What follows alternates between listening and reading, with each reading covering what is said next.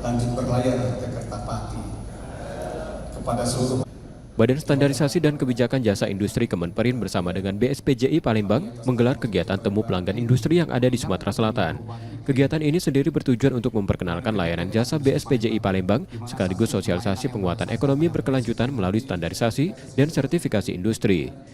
BSKJI menegaskan, Kemenperin berkomitmen untuk terus mendorong sektor industri unggulan di Provinsi Sumatera Selatan agar semakin produktif, kompetitif, serta tumbuh secara berkelanjutan.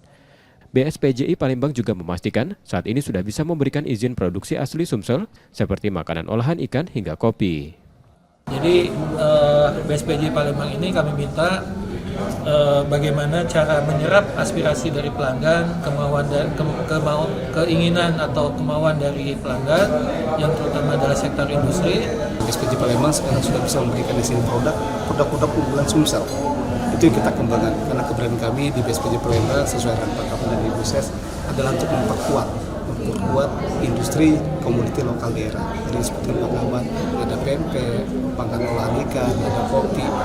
Kemenperin melalui BSPJI Palembang sendiri telah memberikan berbagai layanan industri sertifikasi, pendampingan dan konsultasi, hingga penguatan kompetensi pelaku industri melalui pelatihan. Nur Muhammad, Kompas TV, Palembang, Sumatera Selatan.